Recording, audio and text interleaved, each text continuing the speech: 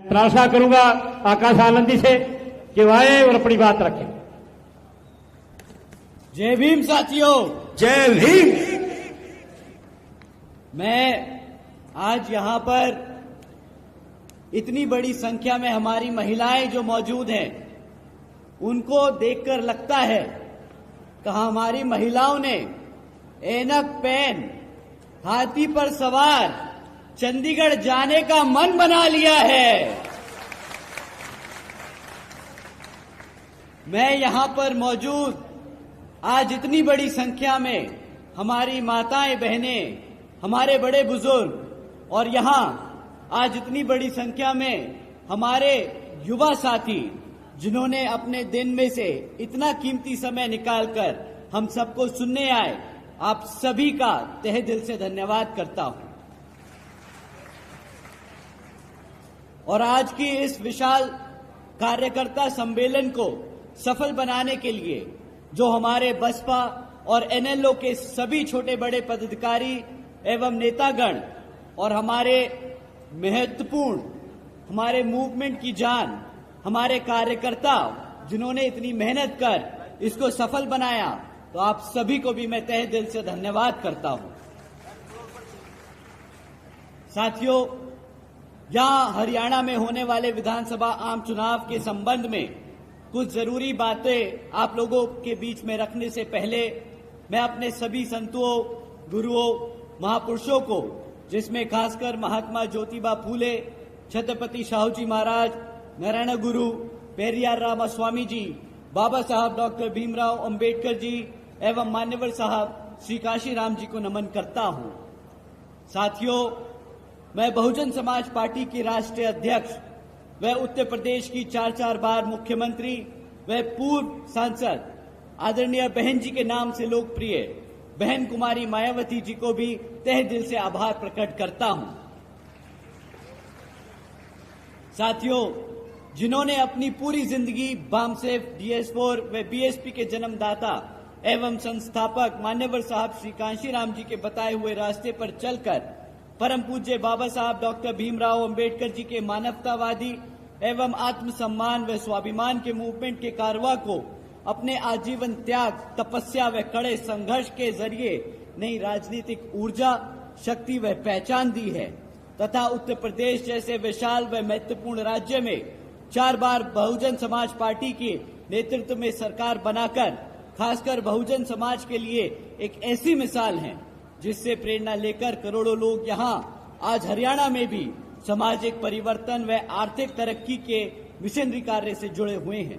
इतना ही नहीं बल्कि मैं खुद भी उनके इस नेतृत्व से प्रभावित होकर बीएसपी मूवमेंट से जुड़ा हूं और उनके पदचिन्हों पर चलकर इस मिशनरी दायित्व, कर्तव्य व फर्ज को अपनी आखिरी सांस तक निभाने की पूरी कोशिश करता रहूंगा। साथियों, आज हमारे alliance partner Indian National Lokdal के संस्थापक व पूर्व उप प्रधानमंत्री श्री चौधरी देवीलाल जी को भी तहे दिल से नमन करते हैं। साथ ही साथ एनएलओ के राष्ट्रीय अध्यक्ष व श्री ओम प्रकाश चौटाला जी और आज हम सब के बीच में मौजूद एनएलओ के राष्ट्रीय महासचिव और हमारे गठबंधन की ओर से हरियाणा प्रदेश के मुख्यमंत्री के उम्मीदवार श्री अभय सिंह चौटाला जी को तहे दिल से आभार व स्वागत प्रकट करते हैं। साथियों, इससे पहले मैं यहां विधानसभा आम चुनाव के मुद्दे आप लोगों के बीच में रखूं, मैं हाल ही में ऑनरेबल सुप्रीम कोर्ट के सब कास्ट कैटेगराइजेशन के जजमेंट के ऊपर आप लोगों से 2 मिनट बात करना चाहूंगा, जिसके संबंध में आदरणीय बहन कुमारी मायावती जी ने भी अभी कुछ ही दिन पहले प्रेस कॉन्फ्रेंस कर हम सबको उसके बारे में अवगत कराने का काम किया था।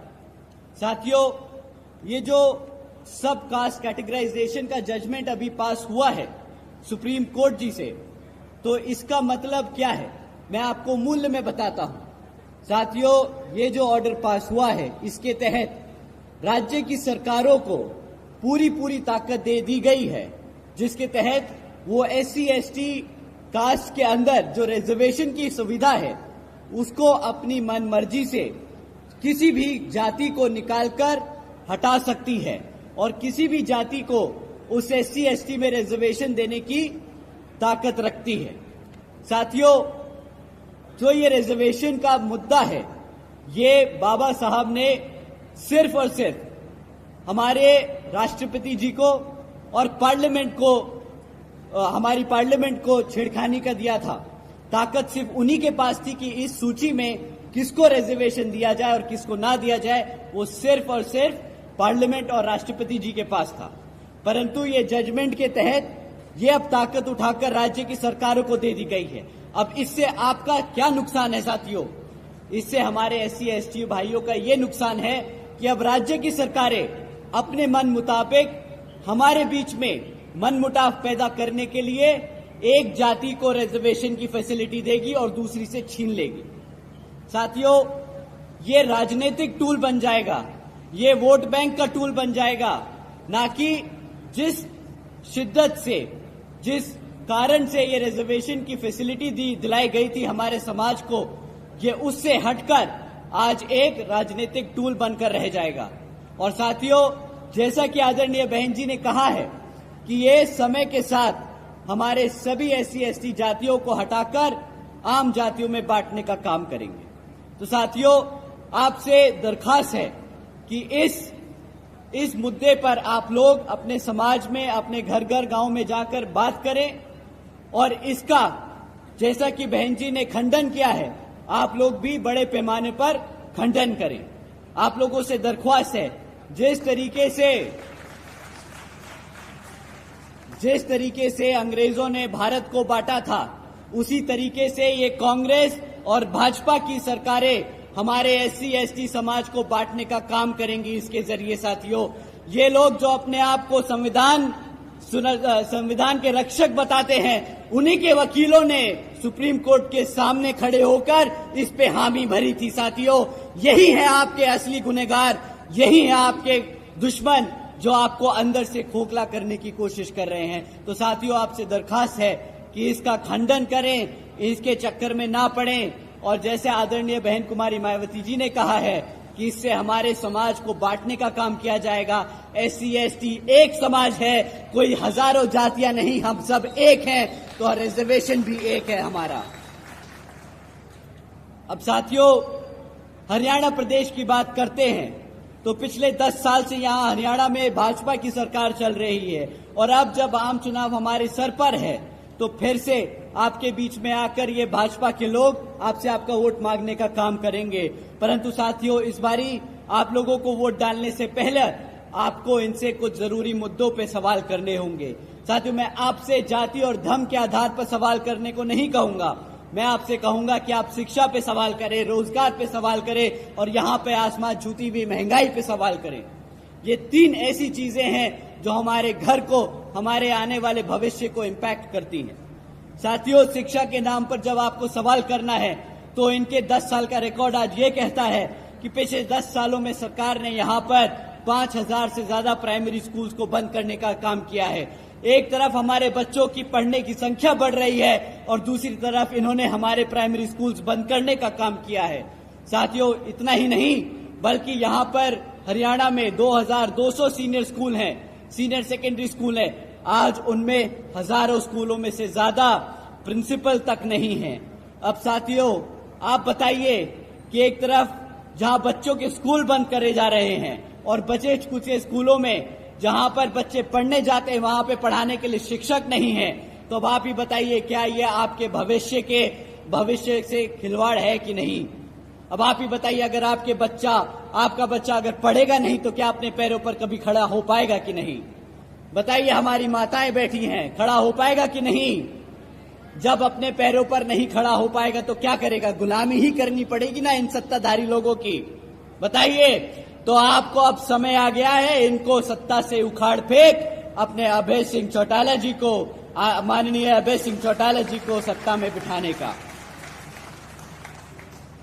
साथियों, ऐसा कोई सा महीना नहीं जाता शिक्षा के नाम पर जब हम सवाल करें तो इनसे जरूर पूछिएगा कि पेपर लीक की खबरें जो हमें आए दिन सुनने को मिलती हैं, उसका क्या इनके पास इलाज है। साथियों, कोई भी ऐसी सरकारी डिपार्टमेंट नहीं बचा जहां पर जिसकी भर्ती की परीक्षा का पेपर ना लीक हुआ हो। सबसे ज्यादा हमारा समाज, किसान भाई, SC ST समाज इन सरकारी नौकरियों के लिए पेपर देता है ताकि सरकारी नौकरी में आरक्षण के तहत उसको रोजगार मिल सके। परंतु ऐसा कोई पेपर ना हुआ जो लीक ना हुआ और इनको बहाना ना मिल गया वो सरकारी नौकरियों को रद्द करने का। साथियों, हकीकत तो ये है कि बीजेपी हो या कांग्रेस, दोनों ही पार्टियां हमारे बच्चों के भविष्य के साथ खिलवाड़ कर रही है।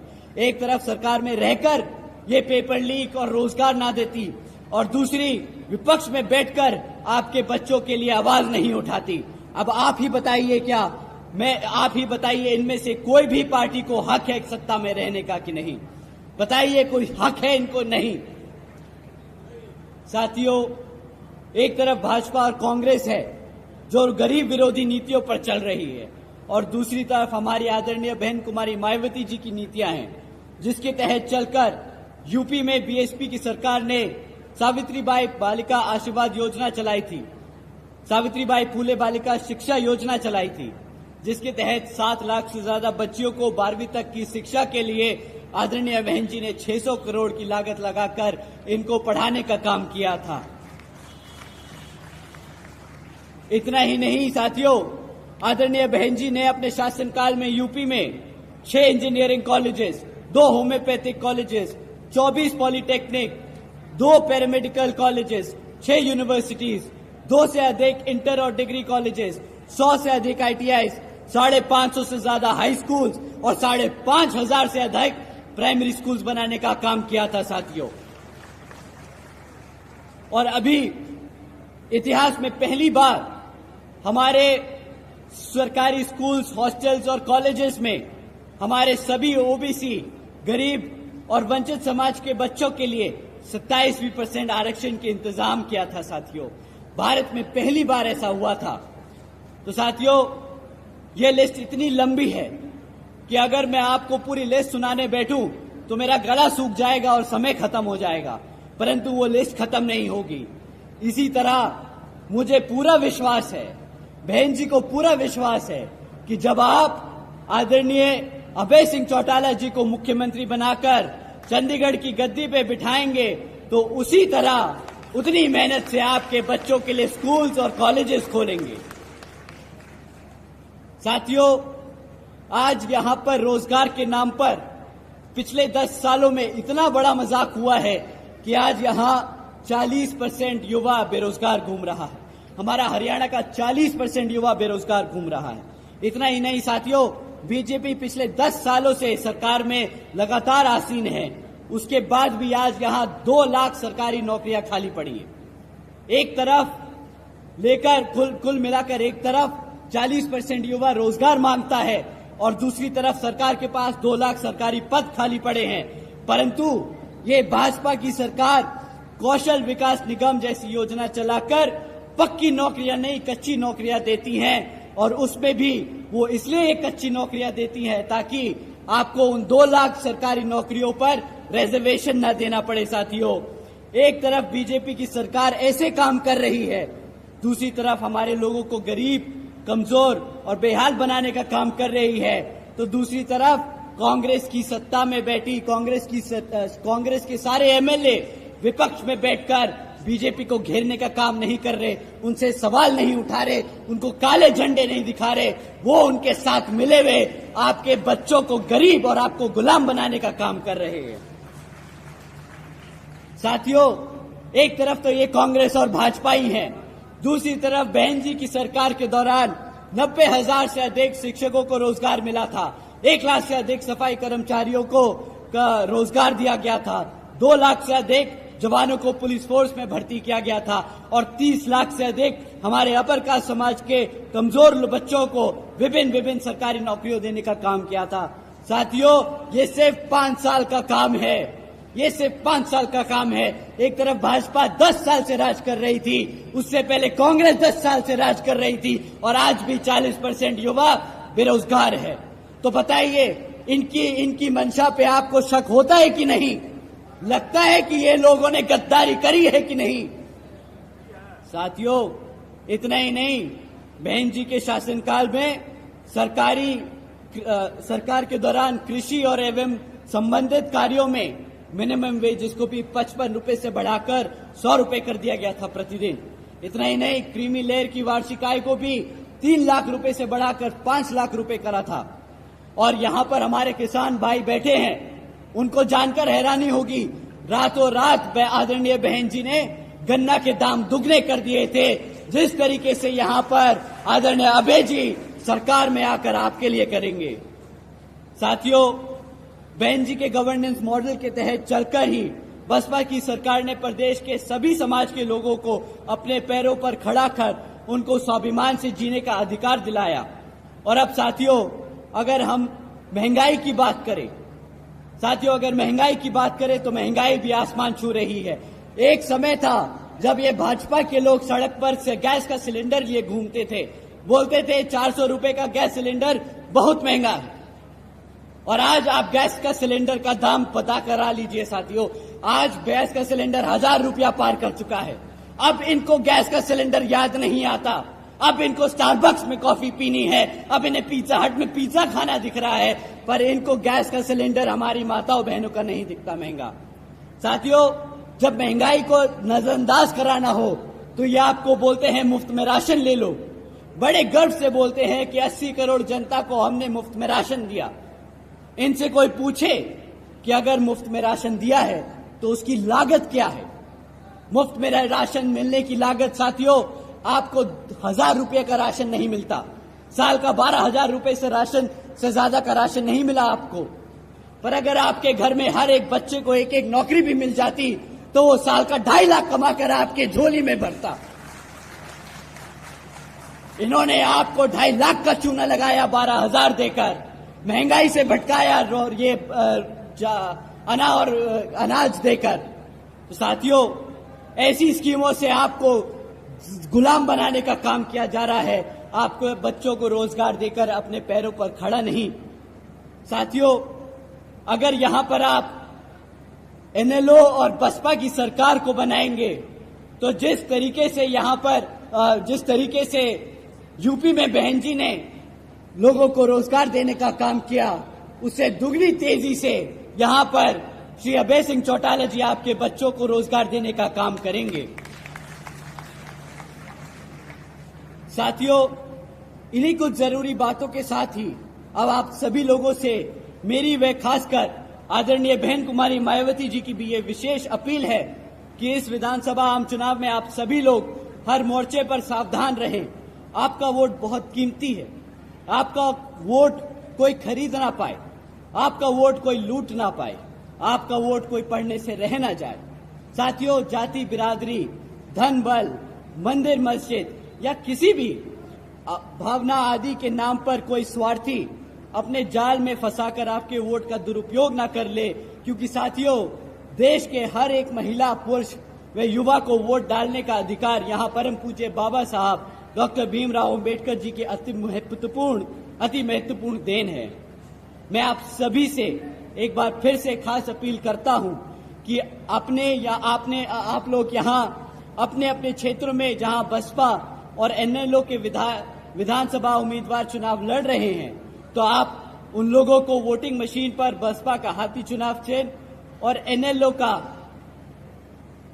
का चश्मे का चुनाव चिन्ह के सामने वाले बटन को दबाकर यहां पर उन्हें भारी मतों से जिताकर विधानसभा में भेजने का काम करें, ताकि आने वाले समय में आप सब हमारे अपने श्री अभय सिंह चौटाला जी को मुख्यमंत्री के रूप में देखकर आपके लिए काम करने का मौका दें। अब अंत में मैं अपनी बात यहाँ खत्म करने से पहले अपनी सारी माताएं बहनें, सारे बड़े बुजुर्ग, हमारे सभी युवा साथी, हमारे सभी प्रेस के, हमारे मेहनतकश गीतकार, हमारे सभी कार्यकर्ता और नेतागण, आप सभी का मैं तहे दिल से धन्यवाद करता हूं और आपसे विनती करता हूं कि अब हमारे मुख्य अतिथि श्री अभय सिंह चौटाला जी की आप बात सारी ध्यान से सुने, वो आपको आकर बताएंगे कि किस तरह आपके लिए यहाँ पे काम किया जाएगा। तो एक बार जोरदार तालियां हमारे श्री अभय सिंह चौटाला जी के लिए।